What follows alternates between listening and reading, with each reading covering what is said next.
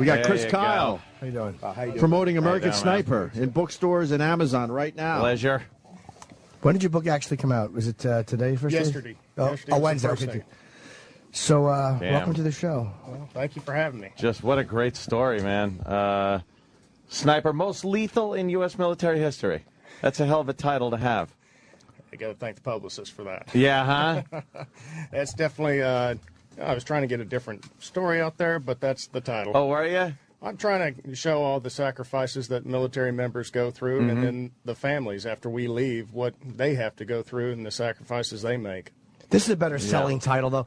Nobody's going to buy, like, I mean, it's easier to sell this, and then you get to it in the book, because, like, right. Sniper with a heart probably wouldn't do as well as this deadliest sniper. Yeah, people just want to hear about. Well, the fact of the matter is, snipers. There's a great mystique around the sniper, especially lately. We've heard a few of the stories that have come out with the Somali pirates and stuff. Just these. The image of those snipers taking those shots at the pirates in the ship really gets people's fascination up about snipers. Definitely. And now, how did you get into it? Well, when I went into the military as a new guy, my chief finally said, okay, if you want to go to sniper school, I will nominate you. At the time, you had to be nominated, and Chief was willing to say, you're a good enough shot, I will send you to sniper school. And you were a good enough shot because you had shot previously your whole life, pretty much, right? Grown up with weapons, hunting my whole life. Mm-hmm. How long had you been a SEAL by that point?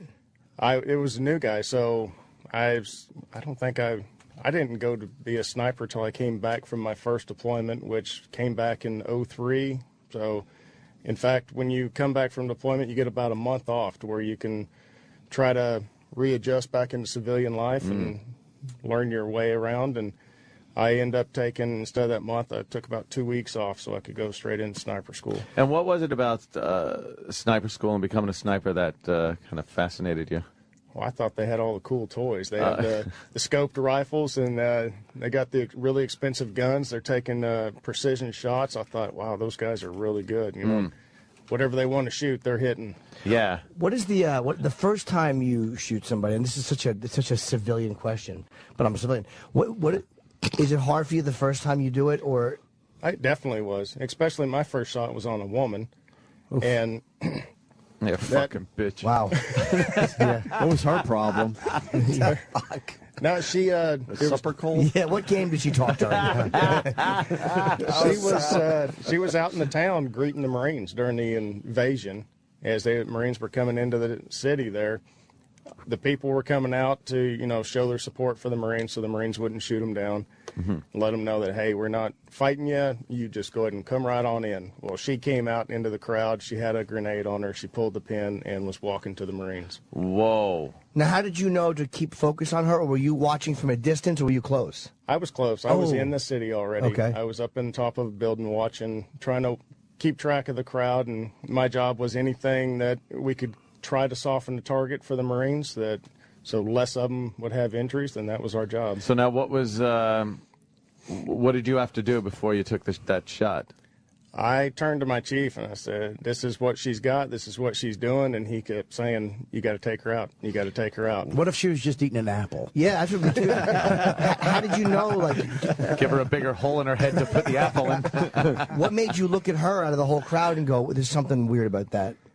Well, first of all, the grenade was the Chinese grenade. It's yellow in color. And just, when you're out there trying to watch, all of a sudden you see a color flash. It definitely draws your attention to it. But why did they use yellow? Yeah. It's silly. That's a little too obvious. Place on ground, light fuse, get away. Yeah. It's kind of racist, too. Oh, please.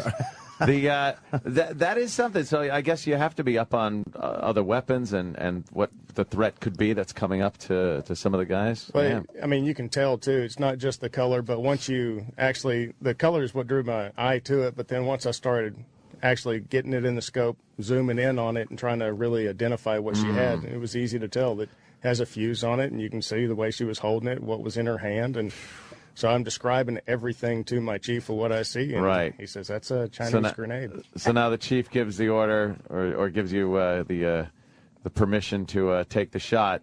And this is your first your first kill at all, or your first kill as a sniper? No, I wasn't even a sniper. This was my first deployment. I was just on a sniper rifle. Oh, okay. And he told me I had to take the shot. So Where'd you hit her head?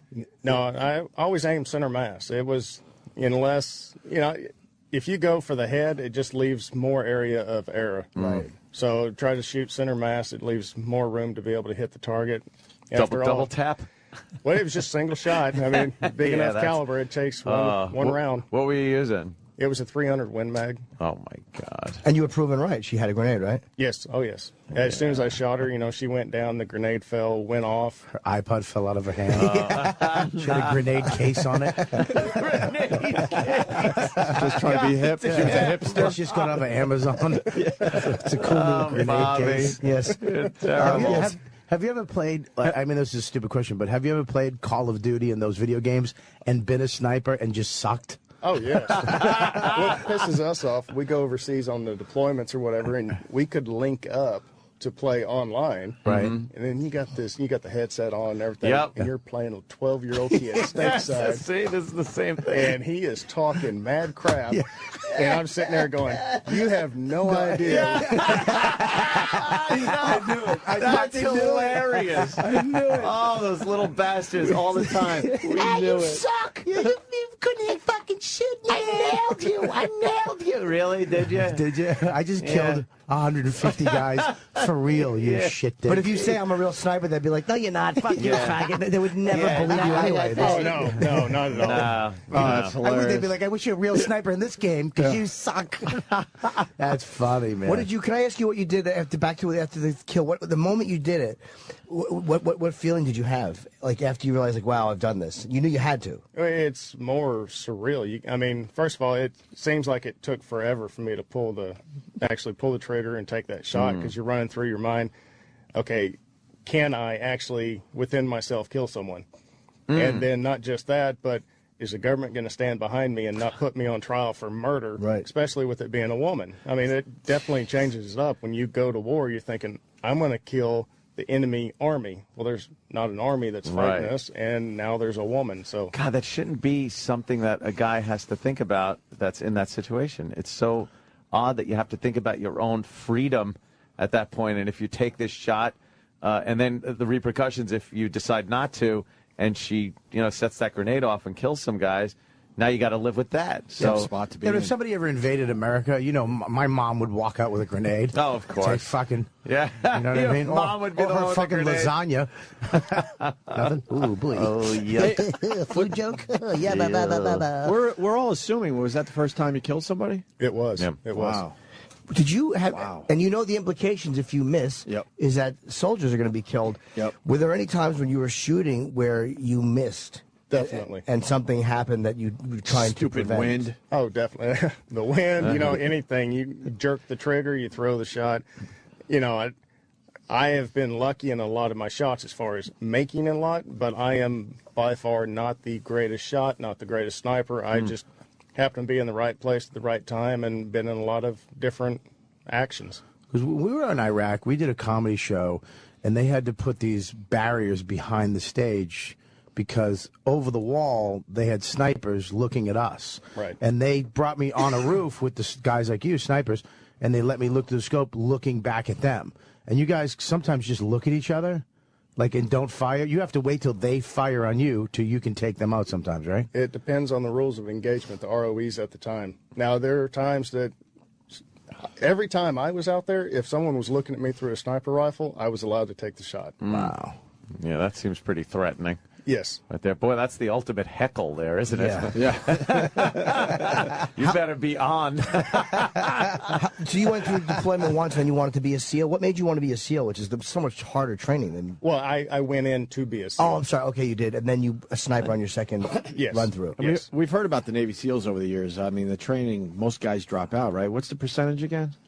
Well, I went through, it was about 250 started, and 24 of us graduated. It's 10%. Yeah, that's 10%. That's insane, 90% of really tough guys are saying, fuck In this. shape guys. In shape, thinking they could do it. I've watched documentaries on the Wow. training and sat there and literally, as I'm watching, just going, oh, I'm just exhausted watching it. Why are you putting sand in your pants? That's so uncomfortable. Yeah, Oh, that's all I think. The logs, they have to go in the water and lift it back up, and there's always that one weak guy in the middle. Just his arms are he's shaking. washing out. I will completely walk around a puddle on the street now. I hate the water. That's it, man, right? Was there a point where you wanted to quit when you were going through that training? Oh, definitely. If they would have brought the bell to me, I was just too lazy to get up and go to the bell. Ring it. I mean, They had a bell app. Dang, I'm out. they could get a lot of quitters if they put that bell by your bed. That way, when you wake up, you're like, you know what? I'm just gonna have coffee this morning. Yeah. What is it? An hour a night? Is that Hell Week where you sleep for an hour a night? Oh, no. During Hell Week, we had 2 hours throughout the week.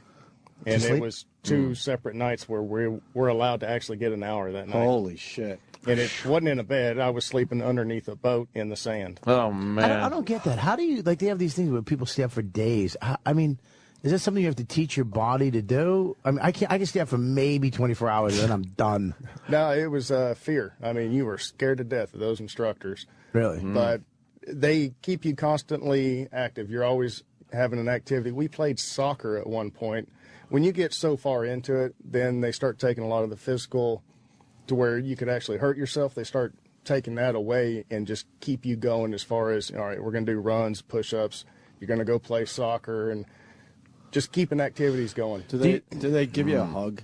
I can imagine that. A little hug just to keep you going. Yeah, like we really like you deep down. Right, deep down. If you quit, you can have all the hugs you want. What is the one thing that knocks most of the guys out? Is there one activity or one out of the 90%? Honestly, during Hell Week, you don't recognize when guys are quitting. Wow. You keep going, and then you realize, oh, so-and-so's not here anymore. You don't actually see it because they keep you going, doing so much stuff that you don't see the guys when they just decide, I quit. Man. And we hear about guys like the Team 6, like the quote-unquote, that's the one that a lot of even the Navy SEALs have trouble going through on that type of a training. What's the difference between that training, I mean, what you're allowed to talk about, and what you guys do? Basically, you've got all the other SEAL teams, and then SEAL Team 6, you're the best of the best. You go back through another BUDS, the boot camp again.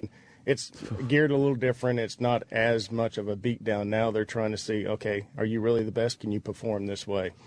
And it's about another 6 months long to where they're testing you out. How long, what's the longest you ever went in battle without sleeping? I mean, it's just you and you have another guy with you when you're sniping to give you the range and all that stuff, right? Well, or is it just you? No, I didn't go out and just me. And usually when I went out, especially in the city, you go out pretty heavily. So there's about 16 of us. I mean, so it's not like Billy Zane where you and some dude and just you're sitting out for 3 days and you kill the one El Capitan. No. And then run for your life to get the helicopter. So you're just with the troop and it's just in the city. You're not sniping from 2,000 yards out, right? No, I did that one time, but 2100 was my farthest shot. But other than that, most of your shots are anywhere from 200 to 400 yards. Really?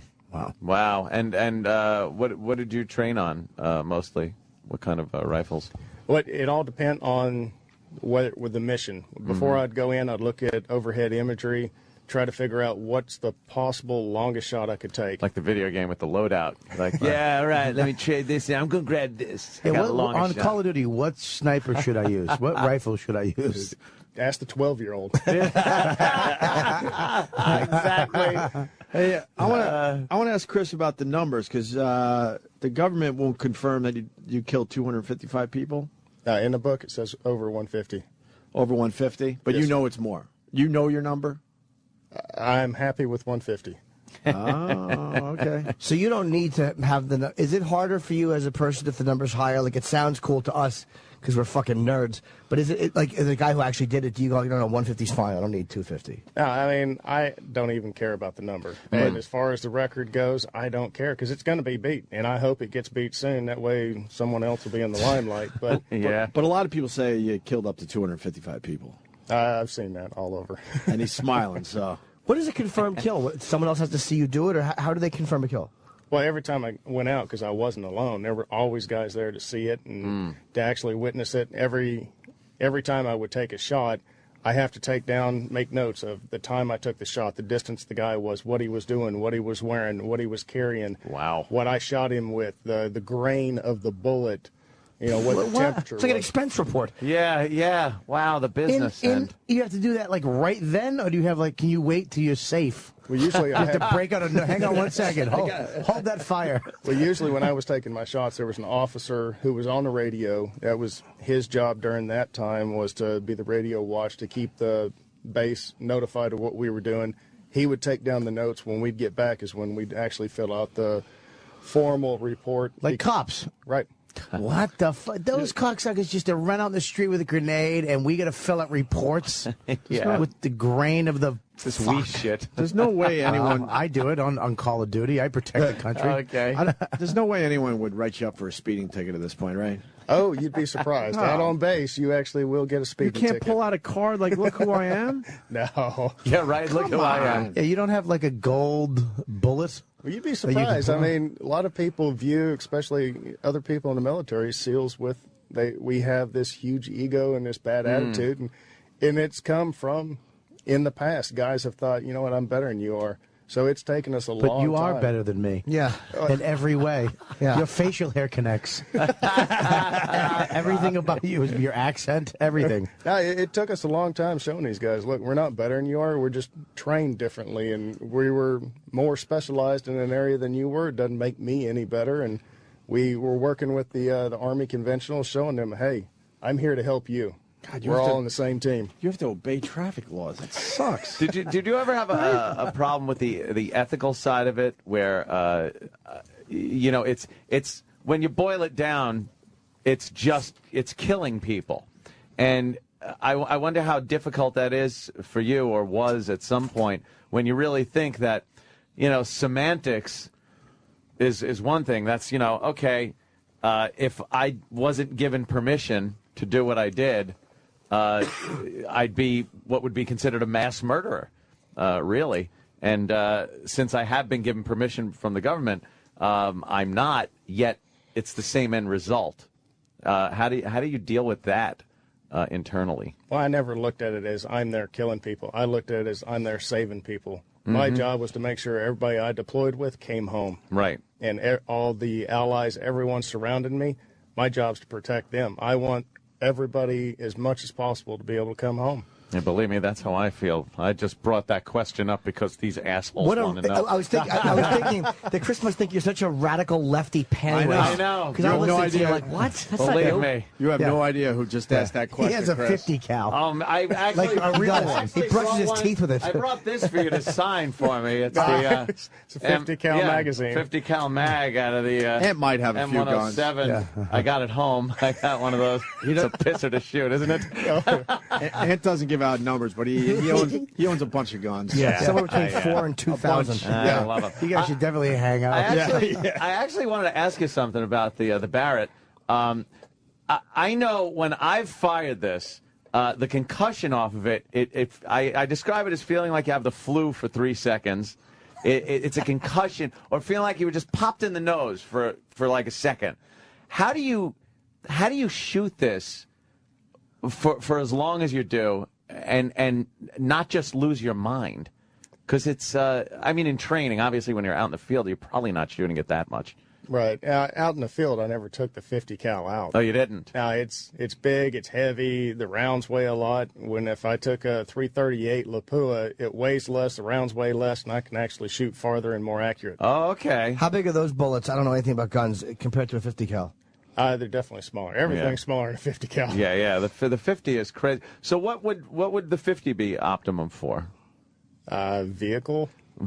Okay. Yeah. Shooting through engines. Actually, we started making, because they were saying the 50 cal sniper rifle should be used for vehicles, but anytime you shoot a vehicle, you're going to shoot it through the engine block. It's not going to automatically seize up and stop. Right. The best way to stop a vehicle is to shoot the driver. The driver. Yeah. I guess so. And then it just veers off to the left or the right. Hey, what about do you have numerical rankings in what you? Because I know very little. What was I was thinking about Lee Harvey Oswald and how people said he couldn't have made that shot, but he was actually a sharpshooter. He was actually a great shot. I don't think he was probably what you can do.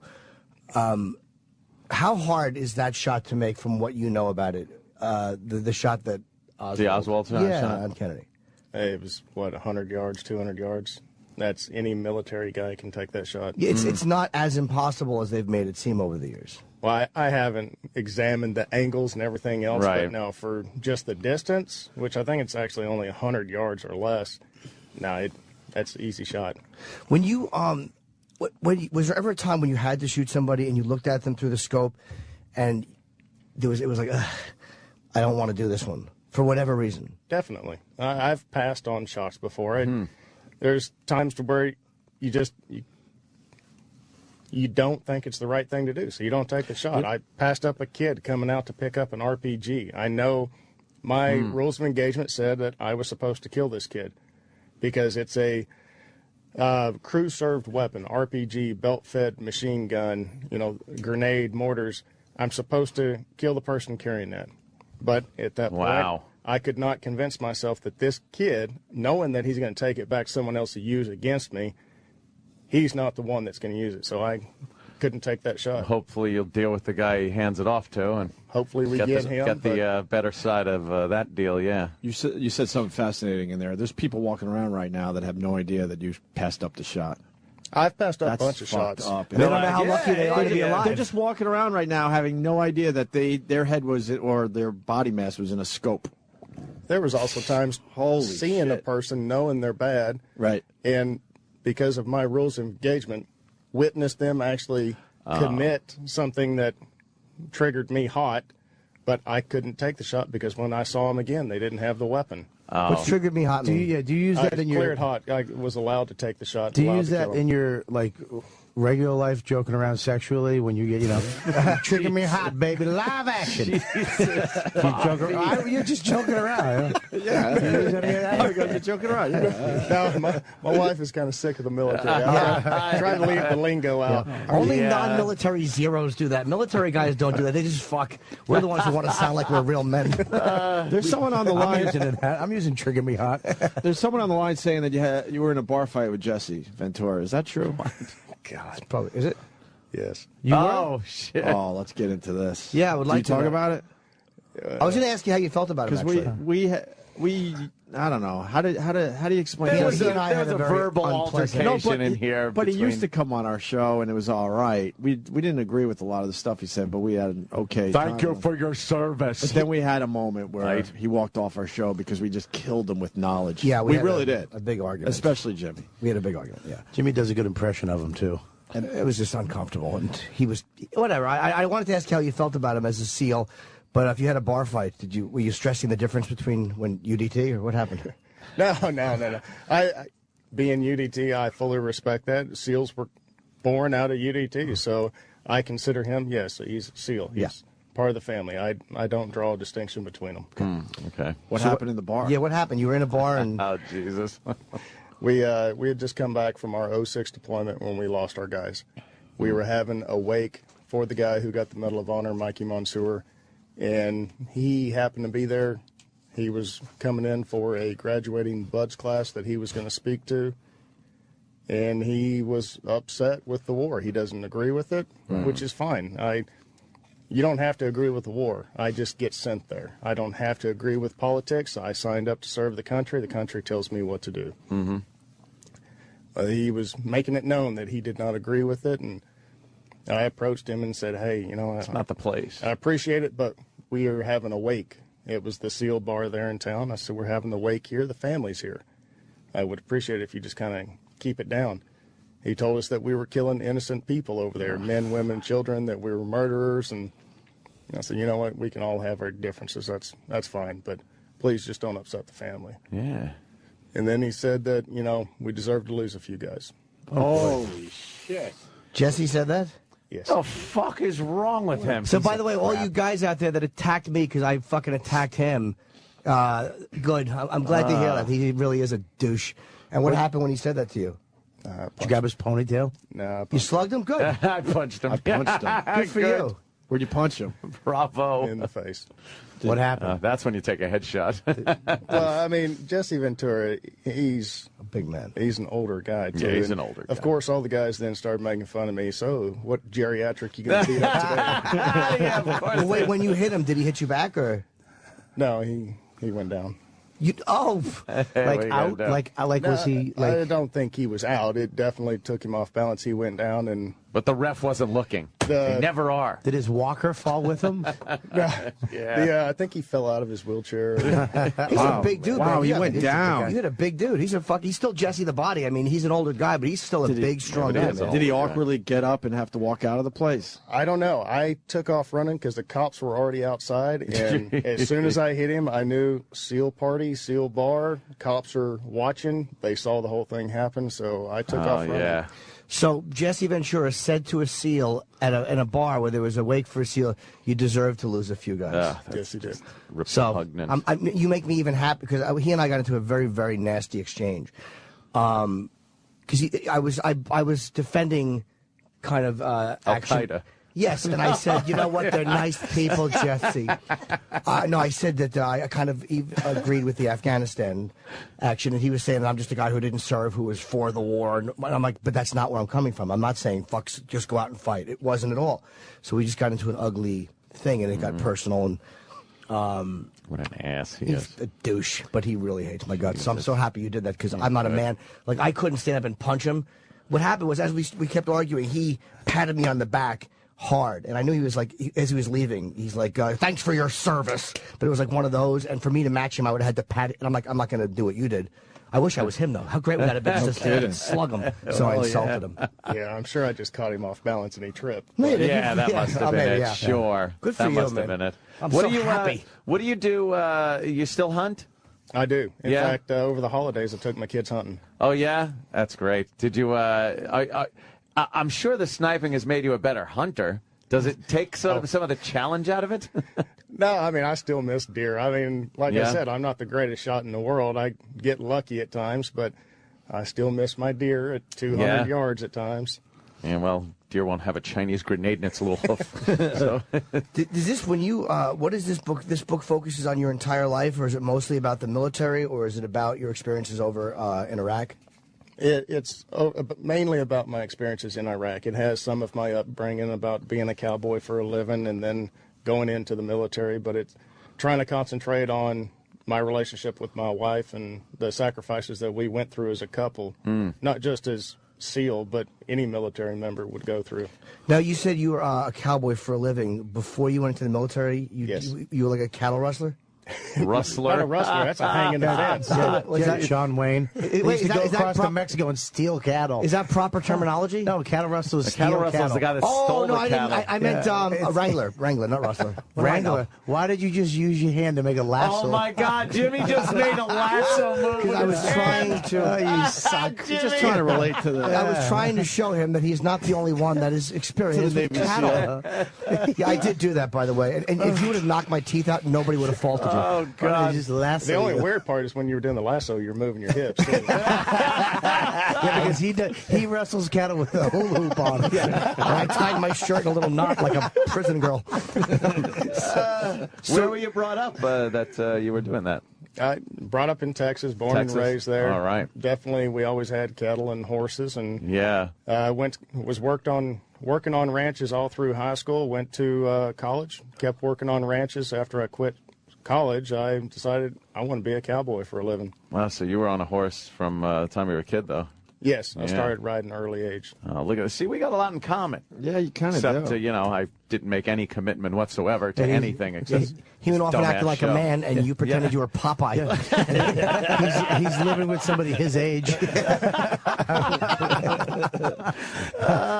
Jesus He doesn't have to do a big Christmas every year. Chris, you're obviously out of the military, right? Yes, So what do you do for a living now? Because you're a young guy. How old are you? 37. 37. And have all this experience behind you. What do you do now? Kraft International is the name of the company that we're still providing training to the military. Trying Oh, that's to, good, yeah. I can't be in the military anymore to save my marriage, so this is my way of still giving back, trying to prepare guys before they go overseas. And I mean, we're not claiming to have, hey, you come to ours and you're going to be 100% successful, but here's a tool for your toolbox. Maybe it'll come in handy when you're down there. And we also provide security. We do a lot of the anti-piracy stuff and personal protection here stateside. What is your what's the most realistic, would you say, film that featured a sniper? Was it the Hurt Locker, or was it that scene in Full Metal Jacket? A lot of military guys Wait, you laugh laugh at the Hurt Locker scene? Because we thought that was amazing, that sniper Is scene. that nonsense? Wow, he's laughing. He's laughing. It's that's obviously nonsense. I nonsense. thought that was a great scene, though. Well, for an EOD guy to actually be able to make a sniper shot. Yeah, that was kind of weird, right? It's just it's the bomb disposer good guy, point. and Good he's point. like with the Barrett making not his the expertise. shots. What's a realistic sniper scene or film, or at least moment in the movie that you're like, wow, that's how it really was? Honestly, I think most of them are all pretty Hollywood. Oh, really? If you want to take a shot, have a miss, and then start cussing up a storm, trying to hurry up and load another round to make your shot, that's a little more realistic. And how about they don't really depict the time spent waiting. No, you'll sit there hours, maybe days. Maybe you'll go out and, just like hunting, you'll go out, sit there, and not see a thing. Nothing. Turn around and come home. Do you have to do calls like for deer and moose? Do you have to? Bobby with his reasonable questions. You're an ass. Bobby's a kid. I am a fucking 2-year-old. So wait, would you be in like in city situations? Oh, definitely. Oh wow, just laying there on a rooftop. What's the longest you waited? Shoot. You know, you might be out there a week waiting just to see something. Depends on what's going on. We've had to set up overwatches. Maybe a tank just got blown up. We had to set up, watch it for a couple days before the wrecker came in to pick it up. There's not a wrecker on every corner to pick up a blown up tank. Right. So you have to guard it and make sure they don't take it. Right. And make sure they don't drag the bodies or whatever it is they do to. Well, no, they already policed up the bodies, but it was just coming in to make sure the tank with all the armor and everything was intact, that they could take it away. What do they do with all the stuff that we're out of Iraq? But what do they do with all that shit that they brought over there? Do they bring it all back? I mean, we left or do they all just leave that shit? We left a lot of shit behind, I would assume. Well, yeah, honestly, I don't know. I'm assuming that we're going to bring most of it home, but I'm sure we're selling or giving some of it to the Iraqis. I heard in Afghanistan there's a lot of stuff from the Russian invasion.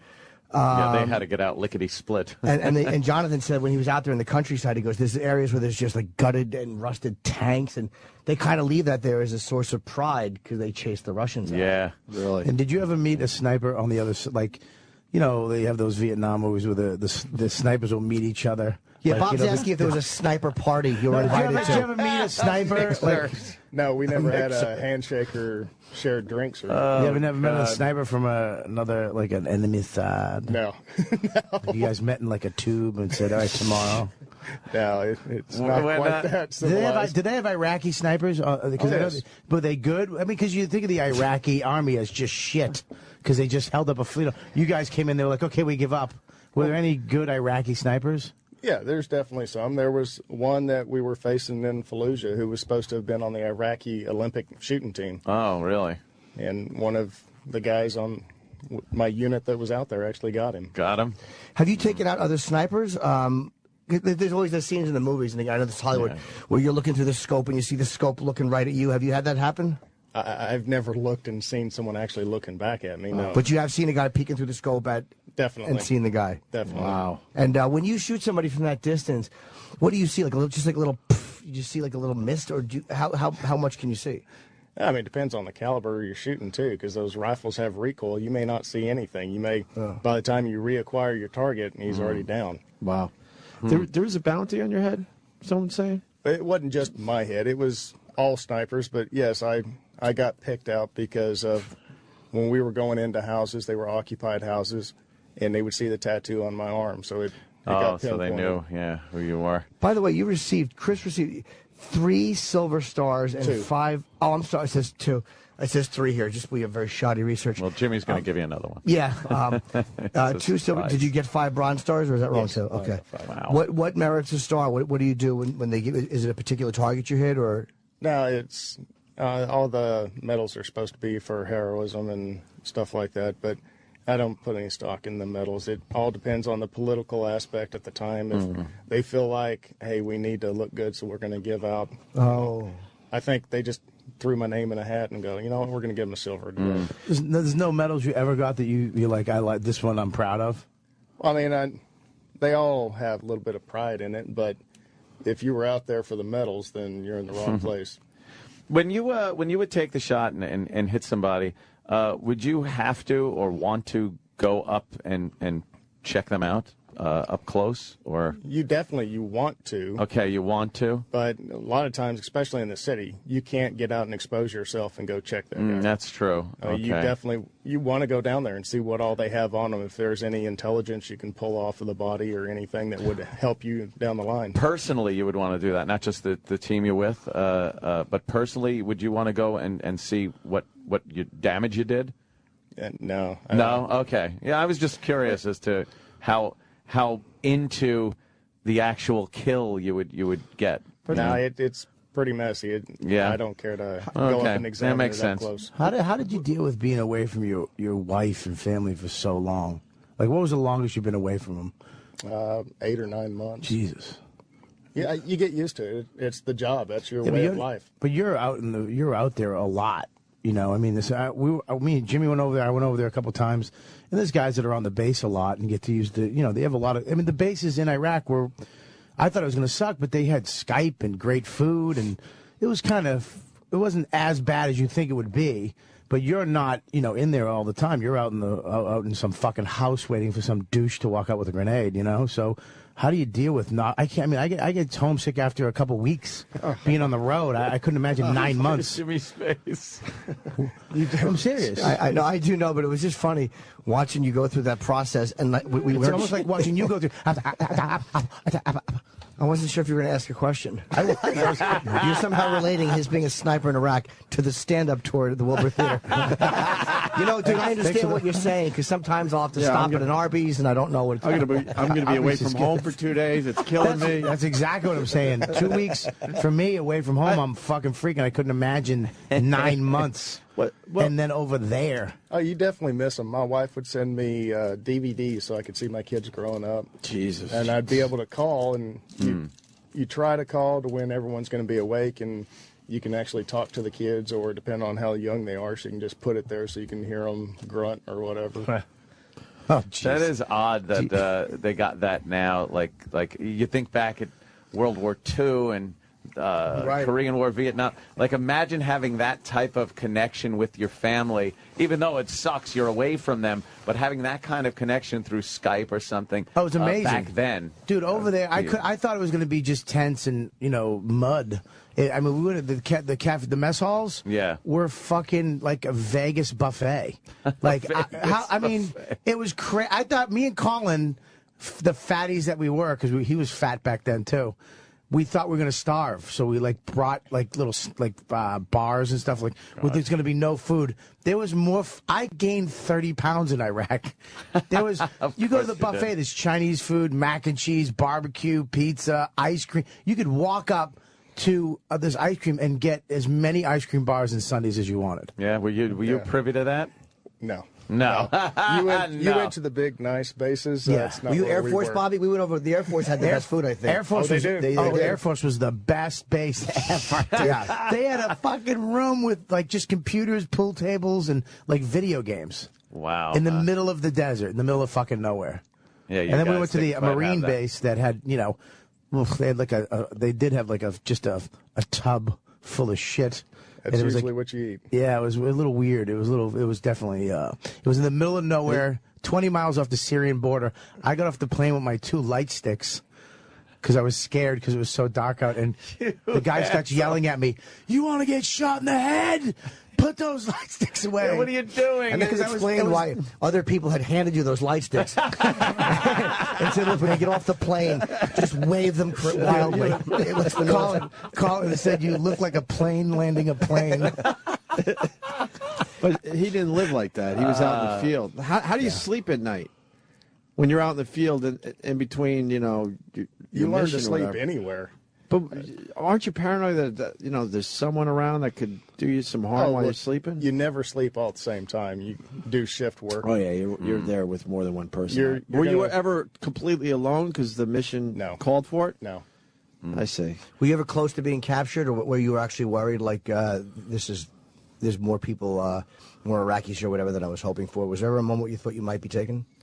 Not so much a moment I thought it'd be taken, but a moment that definitely thought, all right, we're not coming out of this one. Oh, in the shit, as they say. Wow. What was that about? What happened? Well, I mean, there was a few instances, but, the last one was in Solder City. We went in on a foot patrol, and we wound up being surrounded. Oof. And they caught us in an open-air market, and the guys were on rooftops and hammering us. And you guys were getting shot at. What, did you just duck behind anything that was available? Yeah, I mean, you were trying to return fire. We called in for extract, and, the Rangers came flying in on their strikers and pulled us out. No kidding. Damn. I got to ask you a question. You said earlier you take a shot in a city, right? And you're successful. How the hell do you guys get out of there with all your equipment and everything? You're on a rooftop, let's say. You made the shot. The guy's dead. How do you get out?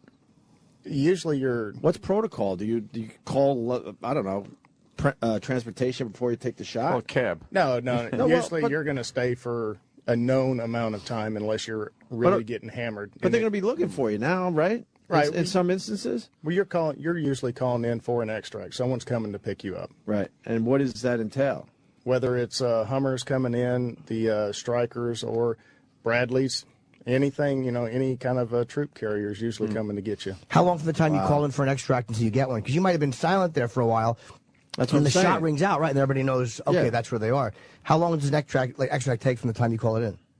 It depends on how close they are. It just varies. Depends on where you set up for your QRF, your quick reaction force. If they're going to be 5 minutes away or if they're going to be a half hour away. But my point is your heart's got to be pounding at that point. You did what you had to do, and now you're just waiting to get the hell out of there. Yeah, but I mean, at that point, now your position possibly could be given up, and now you're just waiting to get the hell out of there to safety. Yeah, but I was in there with all my guys, and we were heavily armed, so I knew that we could fend off an attack, and my guys are definitely true warriors, and they were. You were probably able to take on a greater number of people than you were.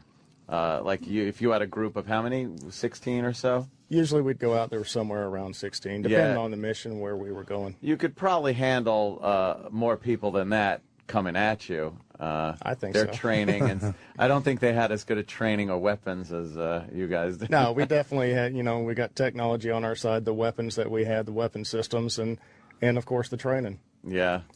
How close did you ever come? Did you get? Were you wounded, or did you ever come close to where you went? Holy shit, that was close. Well, the same night where we called in the extract, I took a round across the top of the helmet and one in the back. Oh, I thought, shit! All right, this is it. That's going it. down. So you got shot in the back? In the body armor. Oh, okay. Did it penetrate or no? It went through the armor, but it slowed it down to where it didn't go fully into me. Damn. That's Holy fucked. Shit. The book, let me promote the name of the book. We're absolutely. yapping like fucking a bunch of 8-year-olds asking questions. The book is called American Sniper, Chris Kyle, and the autobiography of the most lethal sniper in U.S. military history. It's just fascinating. So we can have you here all day and just ask questions. And there's something about a guy like you, because you're at what every guy, like, when guys are playing Army when we're kids, we're pretending to be you. And then here you live this life. Is it hard when you come out to kind of relate to civilians and regular people? Because they all want to ask you questions like this. But and anytime now everybody's like, oh, I know a SEAL, or I know a friend who knows a SEAL, and so everyone now knows a SEAL because SEALs are so popular now in the media. But it's definitely hard to become a civilian again. It's a completely different way of life, and when you have to worry about facing life and death, and then you come home and the civilians' day-to-day stressors, you're looking at it going, that's stupid. Why are you worried about that? Yeah. Oh, makes you maybe a little calmer in regular life? I mean, yes and no, because in certain ways you're a little more stressed out and going, God, this is stupid. Yeah, this is stupid, but I have to deal with it, and, it's stupid. And when you're in, you don't have to worry about PC. I mean, you offend everybody all day long because they're your tight family, and that's how you talk to each other. Now that you're out, you have to worry about everything. I don't know why you say. people don't understand that either. And that's really the most primal of situations to be in with people, that where you can call your best friend a fucking asshole, or maybe, you know, throw a racial joke around with your buddies or whatever. But then you have to come back and be like, what? Why? You know, I was in a really horrific situation, and, you know, we were able to goof around with each other, and now I got to deal with these dumbass rules. That makes no sense to me. But you guys had a lot of rules over there too, like the Italians and the British and Australia. They could drink and have women, and the Americans couldn't have porn. They couldn't have women in the same bunks in the same area. They couldn't have alcohol. I bet they figured it out. Well, the Italians used to get the American women over to their base. Oh, really? Oh, yeah. They'd get the Air Force chicks who were smoking hot, by the way, and get them over because the Italians had the custom-made black outfits with the shoulder pads and the berets. Just a hot soldier. A nice cut. It's like someone was paying attention. Yeah, really. Jesus. Yeah, you really gained a lot of experience over there. You know, you can eat as many ice cream bars as you want. And the Italian soldiers are men hot. have good uniforms. Jesus, Bob. You're a disaster. You really are. I have to ask, and I'm embarrassed to ask this, but where did you poop? That would drive me nuts. No, if you're out in the field, though. Like, you walk around the city, you can't find a place to take a dump. That's a good, actually. Most of the restaurants won't allow you to go in. Just poop in a hole. Usually you have your MREs with you, and you crap in the bag. Oh, they give a bag to shit in? Well, the MREs come in a bag. Oh. Usually after you eat your meal, you just hang on to that bag. That's for meals ready to eat. Yes. And then what do you do? You leave the bag behind, I hope, right? You're not carrying You're out not your own supposed poop. to. You're supposed to take everything out. Oh, God, Are you really? serious? You didn't, though, right? So, like camping? Not always. Not No. camping? No, you're pooping wherever People you are can. shooting at me. Excuse me, I'm going to leave my shit here. Someday on a rooftop. Imagine the cranky ass you would have on a rooftop after pooing in a bag. Wow. But the yeah. beauty is somebody's going to find a bag of his shit 6 months from now on a roof. That is kind of a fucking great feeling. Probably use it as fuel. I'd love to do that here in the city. Bags of shit on the apartments. All right, we're just getting stupid at this point. Yeah, Are you we doing are. any Chris, signings? Thank you, man. Yes, I am. I'm actually the first one's going to be in Dallas on the 9th. Do you have the maybe your publisher, somebody has it, but promote some of your signings? Do you guys want to go out and meet Chris and get a book signed? Yeah, it's absolutely. Fascinating talking to you. And Yeah, The absolutely. book looks unbelievable. I wish I would have more time to read it. Good sense of humor, too, Chris. Well, I was trying to portray my actual personality in the book to show people that I am just an average guy. I like to cut up and don't take myself too serious. And there's so many guys out there that are a lot better than me, so I'm not trying to portray myself as the world's greatest sniper. I just happen to be in certain situations, and I made some lucky shots and came out okay. Do you find what's worse than regular civilians who never did military service trying to relate to you on that level? Like, we'll ask questions shamelessly, like Shamelessly, like girls. But when a guy tries to like girls. But I mean, how insulting is that when a guy tries to relate to you, like he knows and he has no idea what he's talking about? You get it every day. You just get used to it. You do, right? Yeah, but I mean, everybody's curious. There's certain areas of life that I don't have any experience with that I'm sure I annoy the hell out of people. Keep asking questions about that. So, But you could snap their neck. Yeah. He's a Not sniper. such a- He's not a kung fu expert. Well, look, yeah, you know what? Did you see it? Probably some military trial. Kind of looks like he could be, martial arts training. Yeah, why don't you challenge him, Bobby?